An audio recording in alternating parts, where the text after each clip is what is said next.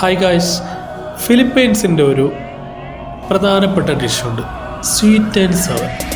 നല്ല വറുത്ത മീനും അതിന് പറ്റിയ വെജിറ്റബിൾ സോസൊക്കെ തയ്യാറാക്കിയിട്ട് നമുക്ക് ചോറിന് കഴിക്കാൻ പറ്റിയ അടിപൊളി ഫുഡാണ്. അപ്പോൾ നമ്മൾ മലയാളീസ് ആണല്ലോ, അപ്പോൾ ഞാനതിൽ ചെറിയൊരു പൊടിക്കൈ വരുത്തിയിട്ടുണ്ട്, ഒരു ചെറിയൊരു മാറ്റം റെസിപ്പിയിൽ. ഇപ്പോൾ നമ്മൾ മീൻ മാരിനേറ്റ് ചെയ്യുന്നിടത്ത് ഇഞ്ചി വെളുത്തുള്ളി പേസ്റ്റ്, മുളക് പൊടി, മഞ്ഞൾപ്പൊടി, കുരുമുളക് പൊടി, ഉപ്പ് അങ്ങനെ ഞാൻ ചെയ്തിട്ടുണ്ട്. പക്ഷേ അവരിതിൽ വെറും കുരുമുളക് പൊടി ഉപ്പ് മാത്രം ചേർക്കാറുള്ളൂ. അപ്പോൾ നമുക്ക് കുറച്ച് എരിവുപൊടി വേണമല്ലോ, അപ്പോൾ അതിന് വേണ്ടി ഞാനത് ചെയ്തിട്ടുണ്ട്. അപ്പോൾ തിലാപ്പിയ, അയില ഇതിലൊക്കെ ട്രൈ ചെയ്തായിരുന്നു കേട്ടോ, സൂപ്പർ ടേസ്റ്റാണ്. പക്ഷേ ഇത് റോഹുമാണ്, റോഹുവിന് കുറച്ച് മുള്ളധികം ഉള്ളതുകൊണ്ട് ഞാൻ റെക്കമെൻഡ് ചെയ്യുന്ന തിലാപ്പിയയിൽ ട്രൈ ചെയ്യാൻ. നിങ്ങൾ അത് ഇഷ്ടമില്ലെങ്കിൽ അയിലയിൽ ചെയ്യുക, അടിപൊളിയായിരിക്കും. ഇനി നമുക്ക് അതിന് കുറച്ച് വെജിറ്റബിൾ ആവശ്യമുണ്ട് കേട്ടോ. ഈ വെജിറ്റബിൾ ഞാൻ 3 കളറ് ക്യാപ്സിക്കം എടുത്തിട്ടുണ്ട്. അപ്പോൾ ഒരു കളറ് ഹാഫ് വീതം എടുത്തിരിക്കുന്നത്. അപ്പോൾ നിങ്ങൾ 1 കളർ ക്യാപ്സിക്കം ആണെങ്കിൽ 1.5 ക്യാപ്സിക്കം നിങ്ങൾ അതിനകത്തേക്ക് ആഡ് ചെയ്യണം കേട്ടോ. പിന്നെ സ്പ്രിംഗ് ഒനിയൻ നമ്മൾ ഇതിനകത്തേക്ക് ആഡ് ചെയ്തിട്ട് കൊടുത്തിട്ടുണ്ട്.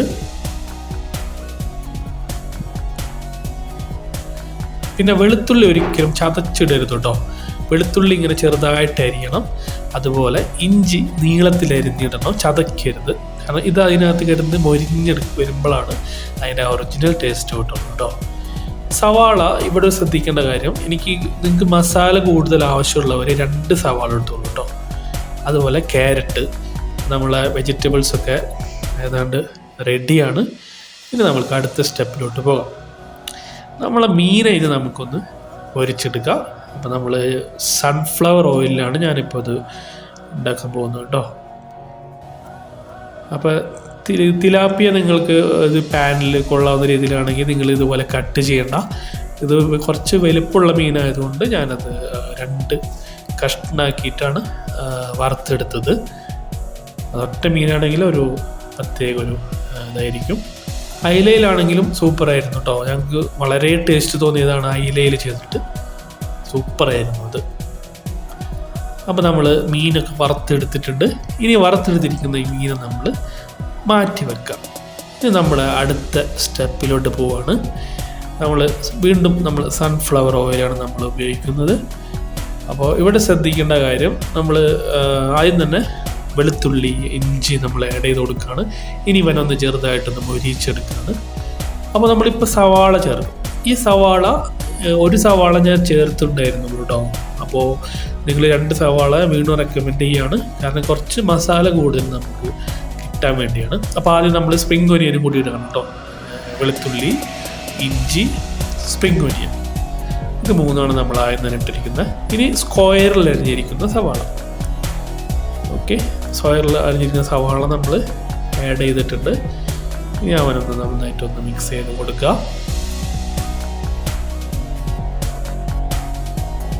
അടുത്തായി നമ്മുടെ ക്യാരറ്റ്, നീളത്തിൽ അരിഞ്ഞിരിക്കുന്ന ക്യാരറ്റ് ഒരുപാട് കനത്തിൽ അരിയരുത് കേട്ടോ, കനം കുറഞ്ഞ് നീളത്തിൽ അരിഞ്ഞിരിക്കുന്ന ക്യാരറ്റ് ആഡ് ചെയ്യുക. ഇനിയാണ് നമ്മുടെ ക്യാപ്സിക്കം ശ്രദ്ധിക്കുക. 1.5 ക്യാപ്സിക്കാണ് ഞാൻ എടുത്തിരിക്കുന്നത്. 3 എണ്ണത്തിൻ്റെ പകുതി. നിങ്ങൾ 1 കളറാണെങ്കിൽ 1.5 ക്യാപ്സിക്കാണ് അതിൻ്റെ കണക്ക്. അപ്പം അതിനെ നമ്മൾ നന്നായിട്ട് വഴറ്റി ഒരു ഇതാക്കി ചെറുതായിട്ടൊന്ന് വേവിച്ചെടുക്കുക. ഇനി അടുത്തതായിട്ട് സോയാ സോസ് ആഡ് ചെയ്യാം.